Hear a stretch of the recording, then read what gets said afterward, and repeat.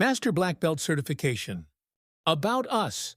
We are Advanced Innovation Group, your partner in business excellence. Leading experts in Lean, Six Sigma, Green Belt, Black Belt, Master Black Belt. Hands-on training with real-world case studies and projects. Industry-recognized certifications for career growth. Expert trainers with proven business impact.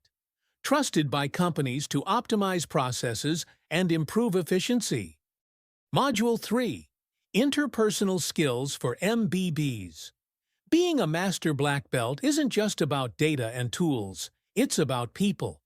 In this session, we focus on the human side of leadership, how to communicate with impact, build trust across teams, navigate conflict, and influence without authority.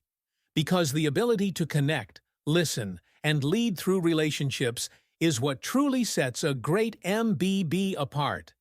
Let's sharpen the skills that turn expertise into influence. Productive meetings.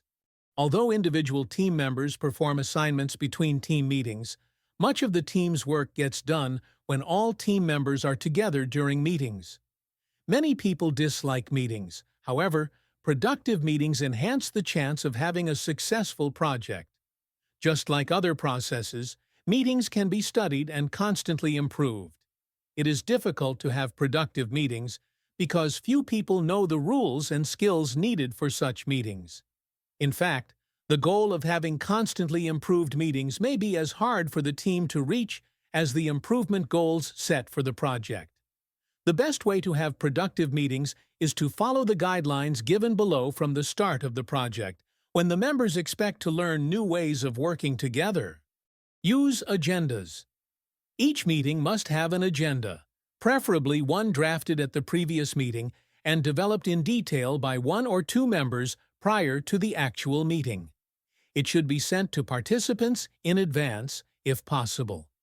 If an agenda has not been developed before a meeting, spend the first 5 to 10 minutes writing one.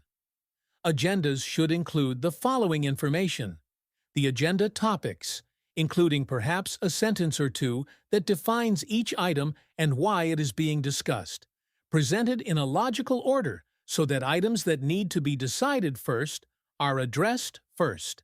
Agendas usually list the following activities: warm-ups, short, 5 to 10-minute activities, used to free people's minds from the outside world and get them focused on the meeting. Use agendas.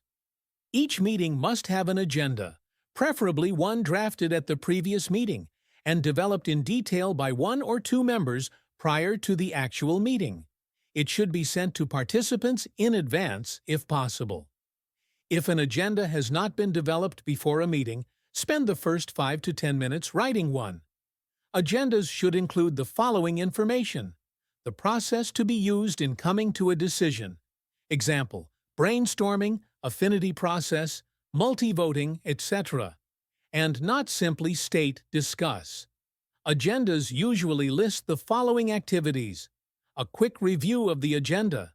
Start each meeting by going over the agenda, adding or deleting items, and modifying time estimates. Use agendas. Each meeting must have an agenda, preferably one drafted at the previous meeting and developed in detail by one or two members prior to the actual meeting. It should be sent to participants in advance, if possible. If an agenda has not been developed before a meeting, spend the first 5 to 10 minutes writing one. Agendas should include the following information: the presenters, usually the person who originated each item or the person most responsible or knowledgeable about it. Agendas usually list the following activities: breaks for long meetings. If the meeting lasts more than 2 hours, schedule at least one short break. Each meeting must have an agenda, preferably one drafted at the previous meeting and developed in detail by one or two members prior to the actual meeting. It should be sent to participants in advance if possible. If an agenda has not been developed before a meeting, spend the first 5 to 10 minutes writing one. Agendas should include the following information: a time guideline, the estimated time in minutes needed to discuss each item. The item types: Does each item require discussion or decision, or is just an announcement? Agendas usually list the following activities. Meeting evaluation. This is perhaps the most important item on the agenda. Productive meetings. Although some of these elements may be unfamiliar, we encourage team leaders to introduce them at the first meeting and include them in all subsequent meetings. Team members will probably feel awkward at the first meeting anyway, and a new activity will not add much to that awkwardness. As members become more comfortable with the group, they will feel less self-conscious about these activities. Have a facilitator. Each meeting should have a facilitator who is responsible for keeping the meeting focused and moving. Ordinarily, this role is appropriate for the team facilitator. However, your team may rotate the responsibility among its members. Among the facilitator's chief responsibilities are: encourage compliance with the team norms, keep the discussion focused on the topic and moving along, intervene if the discussion fragments into multiple conversations, tactfully prevent anyone from dominating or being overlooked, bring discussions to a close. Have a facilitator. The facilitator should also notify the group when the time allotted for an agenda item has expired or is about to expire. The team then decides whether to continue discussion at the expense of other agenda items or postpone further discussion until another meeting. Take minutes. At each meeting, one team member should record key subjects and main points raised, decisions made, including who has agreed to do what and by when, and items that the team has agreed to raise again later in this meeting or at a future meeting. Team members can refer to these minutes to reconstruct discussions, remind themselves of decisions made or actions that need to be taken, or to see what happened at a meeting they missed. Rotate this duty among the team members. Draft the next agenda at the end of the meeting. Draft an agenda for the next meeting. Evaluate the meeting. Always review and evaluate each meeting, even if other agenda items go over time.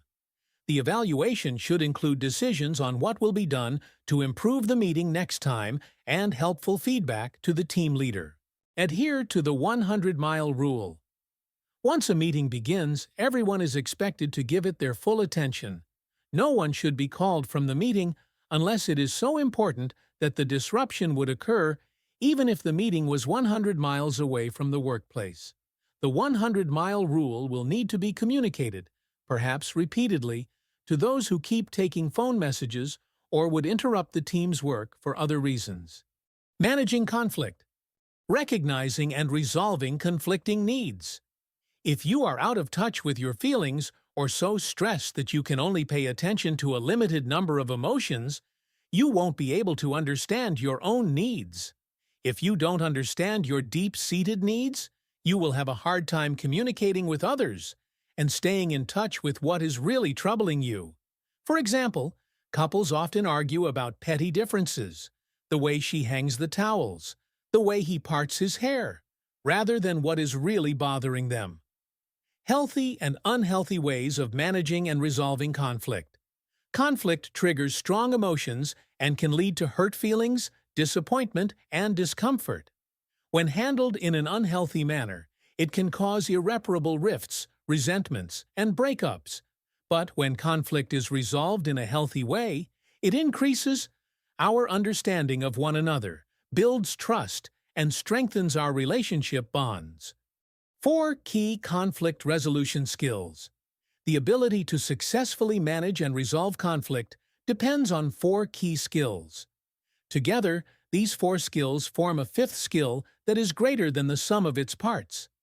The ability to take conflict in stride and resolve differences in ways that build trust and confidence. Conflict resolution skill. 1. Quickly relieve stress. Balances financial and non-financial metrics. Focuses on key performance indicators, KPIs. Facilitates communication and understanding of goals. Conflict resolution skill 1. Quickly relieve stress. Conflict resolution skill 1. Quickly relieve stress. The capacity to remain relaxed and focused in tense situations is a vital aspect of conflict resolution. If you don't know how to stay centered and in control of yourself, you may become emotionally overwhelmed in challenging situations. The best way to rapidly and reliably relieve stress is through the senses: sight, sound, touch, taste, and smell. But each person responds differently to sensory input, so you need to find things that are soothing to you. Conflict Resolution Skill 2. Recognize and manage your emotions.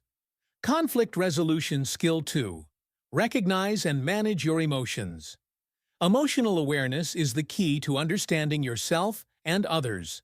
If you don't know how you feel or why you feel that way, you won't be able to communicate effectively or smooth over disagreements.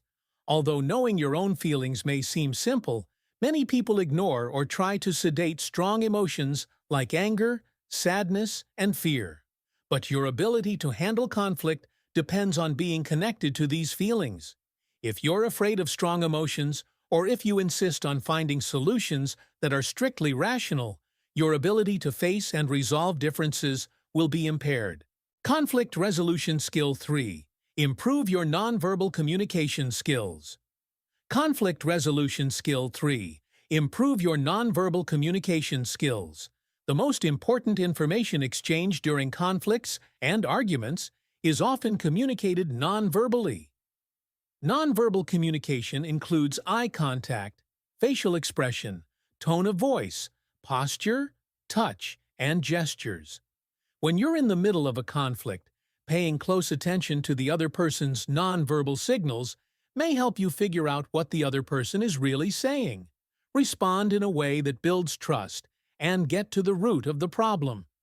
Simply nonverbal signals, such as a calm tone of voice, a reassuring touch, or a concerned facial expression, can go a long way toward diffusing a heated exchange.